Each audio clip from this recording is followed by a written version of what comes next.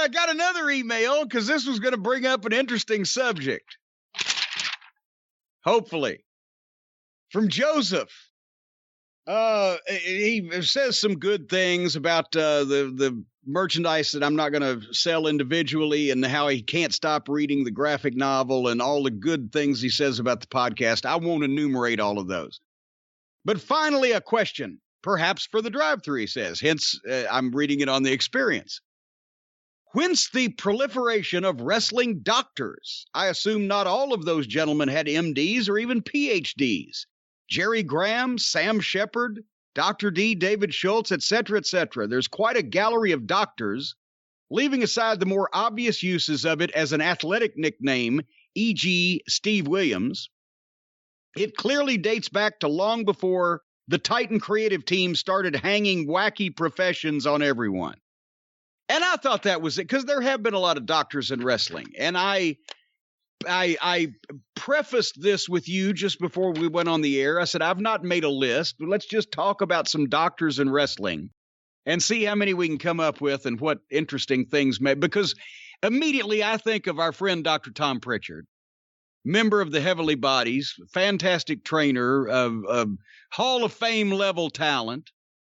But he was really, reason why he kind of got the nickname, they brought him into Continental. I think it was like in '86 as they were the Fullers. He came in as a heel, and the Fullers and Jimmy Golden were doing a deal where they were in some type of angle rivalry or whatever. And they were doing either a boxing match or a taped fist match. And they brought him in as the cut man to be in the corner in some fashion. And he was wearing the green hospital scrubs. But someone said that it may have been an inside joke, because if you wanted to peruse pharmaceuticals at that point, a good place to start might be with Dr. Tom Pritchard. But it just sort of hung as a nickname. Do people know? Well, then you made him the Doctor of Desire. The Doctor of Desire, because you take what's there and then you tailor it slightly toward the updated gimmick. Not trying to reinvent the wheel here. Do people know that how Dr. Death actually got his nickname, which was before he started in pro wrestling? Is that story's been told so many times, but I forget it's been 30 years. Is this commonly knowledge now? I don't know, because I haven't heard. I'm not sure. I mean, now that you say that, I'm trying to remember. Was it in football or was it in wrestling where he got the nickname? Oh, okay. Well, good. If you don't know, then I know the people don't know. Doc at Oklahoma actually played football and wrestling, but I believe this was even before that. He wrestled in high school, because this was a high school deal. And he got a broken nose. And I think he was doing it. He did both sports at the same time in college. I think he was doing it at the same time in high school also. But point being, he broke his nose some kind of way. And to not miss any of the wrestling meets, he wore one of those face guards. Like, remember, it was done as an angle when they broke Ricky Morton's nose in '86. Flair did, and the Horseman. And he would wrestle with the face guard on. Or it's been done in a variety of places, but this was in legitimate high school wrestling. He put a face guard on so he could wrestle with his broken nose. And the coaches and the other wrestlers, just kind of, they didn't know he was going to be a professional wrestler, but it was likened to him being a masked pro wrestler, and the person that they thought of was Dr. Death, because that's a generic masked wrestling name. And that stuck, and he just used it. But he was being called that before he even got into college and way before he was a pro wrestler. Who would be the first? Was it Dr. Roller? Was that the first wrestling doctor? Possibly. Yeah, I don't know about the first. That's a good question. Dr. Roller in the early 1900s was one of the top shooters.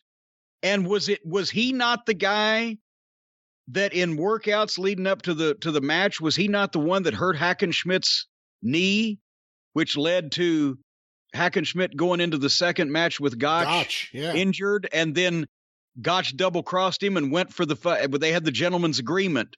Hackenschmidt knew he couldn't win, but Gotch was going to carry him, so they'd do 2 out of 3, and he wouldn't look bad. And then Gotch went for the leg and ate him up in 2 falls. And the scuttlebutt or the rumor was that Roller was in effect sent by Gotch's camp to infiltrate Hackenschmidt's camp and hurt him in training, which was never proven, but was highly suspicious. Did I get that correct? I think so. What kind of a doctor was he? That's a good question. That's a good question. I don't know. Even Tim Hornbaker may not even know that one. Doctor of Desire. I don't know if they didn't have desire in the early 1900s, for heaven's sake. Good heavens. Back in those days, especially with the lack of hygienic habits, I bet desire was kept to a minimum. Dr. Bill Miller, or Dr. Big Bill Miller. He was probably the most famous one for a long time. I would think all during probably the late 50s and 60s, because he was a veterinarian in Columbus. Dr. Ken Ramey was a manager, and obviously he wasn't any more doctor than in most of these doctors. But he was a manager, but that's why he had the interns, because he was a doctor, and the interns do what the doctor tells you to do. Dr. D. David Schultz, that came about just because I think he was probably watching basketball. Dr. J. Julius Erving, Dr. D. David Schultz. It was just that era of time. Dr. Sam Shepard was legitimately a doctor, obviously. Not only the inspiration for the Fugitive series and movie, but also an osteopath, was he not, in real life? That's right. Till the, murder trial started and everything. Then he had to become a wrestler. When he married George Strickland's daughter. I actually saw George Strickland wrestle live in 1974, and he looked like he was easily in his 50s at that point. So there you go. Give me some doctors. Dr. Mike Leno. One of my favorite things about Dr. D. David Schultz, when he was on that Morton Downey Jr. episode, where it was like him and Albano, and then Ted Arcidi at a podium, and they were just ganging up on Jim Wilson, and then Thunderbolt got to another podium, and David Schultz went after him. But at one point, David Schultz finally has enough of Jim Wilson, and he goes to throw water on him. Or actually he does. He throws his drink in his face. And Albano, at that point, Albano realizes, I gotta calm him down. And his way of calming him down was to go, okay, doctor. All right, doctor. All right, doctor. Not David, but doctor. Doctor. That reminds me of Lou Albano's favorite joke. I've told you this, have I not? I don't. Every time I would see Lou Albano from 1993 until the last time I ever saw him, the first thing he'd say to me was, hey, I hope that shirt's waterproof because that tie's a real pisser. Lou Albano was great. Coming from Albano, it was funny the first 3 to 7 times. But anyway, back to doctors. You could certainly understand why Vince Jr. got really irritated with Albano often. Even Vince Sr. fired him like 17 times. Yeah, and then Bruno was the one guy that loved him. He would go, oh, come on, bring back Lou. He's at the bar. Bring him back. Lou Albano on all those late 80s shows like Morton Downey, and at one point he debated Jeff Blatnick, which is ridiculous because Jeff Blatnick's a giant guy. He's an actual wrestler, and he's challenging Hulk Hogan, and Albano's defending Hulk Hogan and the wrestlers. But Albano would say, whenever anyone would bring up blading, he's like, do you think my wife would stay with me if I took out a razor blade and cut my hand? And you're looking at his forehead, and it's just all over the place. These gig Remember, he took out a goddamn a barber's straight razor in the garden and did it in front of everybody when he was drunk one night, mad at Vince Sr. This'll show him. I mean, what does that do? I don't know. I have no idea. But holy, there's one Apter magazine with a picture of him on a cover where he has 17 blade marks all over his forehead, his cheeks, and his chin. But that was before he slowed down on his drinking. But anyway, back to doctors. Doctors. Dr. Britt Baker. Oh, good Lord. All right. I didn't think about that. Was she the first woman doctor? Women doctor? The first female to use the Dr. Zabada? I think so. I can't think of anyone else. I mean, I don't know if there was someone else. Dr. X? Well, yeah, it's kind of, You don't know if he's a doctor or not. It's a mystery. That's true. We have no way of seeing his Did they just make it his medical school diploma out to X? We don't know these things. Dr. Jerry Graham, the reason why he was a doctor, he was a hypnotist. That's early right. in his career, right? That's right. And naturally, if you're a hypnotist, you have to be a doctor because then that makes it more legitimate. Dr. Bernhard Schwartz. No, he didn't wrestle. Dr. Bernhard George Schwartz, Zaharian. he didn't wrestle either. But they were on TV all the time. Well, Zaharian wasn't on TV as much as Bernhard Schwartz Yes, he was. He was ringside for every WWF TV taping. No, I mean, they actually had Bernhard Schwartz coming in and attending to people and doing things on that TV out there.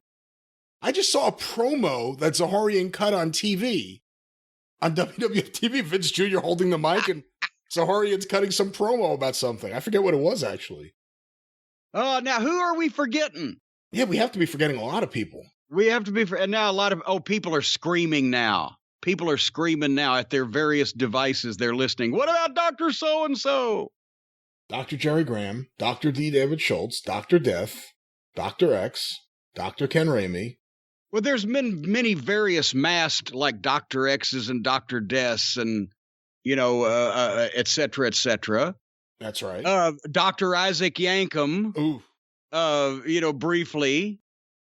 Now, that was based on Mike Lano, right? No, that was based on Vince being pissed off one day when he had a dentist appointment, having too much time to think. That's what that was. Well, there you go. A bunch of doctors. We have to be forgetting someone. I know we are. And see, I thought, it'll just flow. I'm stumped. And I know we're forgetting like 18 people that we're going to be feel stupid about.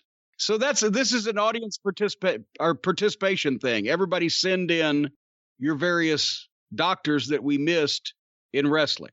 When I did a couple battle royals for Dennis, there was a guy working for him at the time, Dr. Dick Hertz, which is just ridiculous. Actually, that is the way that Dick Beyer, the Destroyer, used to introduce himself to people when he didn't want to reveal his real name. It's like the cops or whatever. Hey, how you doing? Big Dick Hertz. And they'd laugh. And they go on. And then you don't ask the guy wearing a mask what his real name is. It's just not good form. I'll tell you one thing. If you don't want to see doctors not in wrestling but in real life, then you need to take good care of yourself. And the way you can take good care of yourself and not have to see a doctor as often is by taking your athletic greens. Is that not the case? Oh, Brian Lath. I love my athletic greens. I start my day every single day. I have my breakfast, I have my athletic greens. I'm guaranteed I have all the nutrients I would need for the entire day, all the vitamins, all the minerals, and it tastes good. And then I put like I said before, my D3 dropper in there. So I make sure I get my D3 in case I'm not going to be able to go out into the sun because we're recording shows. Yes, and it's dark so much longer now. Folks, if you want a comprehensive 40 fruits, vegetables, and botanicals every single day with added vitamins and minerals, prebiotics, probiotics, digestive enzymes, and all kinds of stuff, and it's easy as adding it to water, shaking it up in the shaker that they send you, and gulping it down, no mess, no cleanup, no juicing, no trips to the grocery store, go to Athletic Greens, and it keeps you regular, too. I'm telling you, I'm a pro pooper these days. But whether it's your busy schedule, poor sleep, lack of exercise, too much stress, not eating enough of the right foods, Athletic Greens is a daily all-in-one superfood powder, by far the easiest and most delicious nutritional habit that you can have. We all have bad habits. We should have good ones. So anyway, folks, not only is the Athletic Greens something that we all need to figure in, and it's lifestyle friendly, whether you eat keto, paleo, vegan, dairy, or gluten-free, less than 1 gram of sugar, and they're offering all of us now, all of you out there within the sound of my voice, a free 1-year supply of vitamin D and 5 free travel packs with your first purchase if you visit athleticgreens.com/JCE. 1-year supply of vitamin D and 5 free Athletic Greens travel packs today with your order.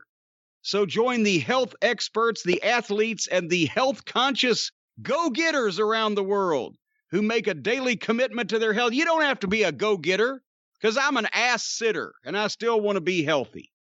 athleticgreens.com/JCE. That's right. Well, thank you for having that pithy comment about what I just said to follow up with.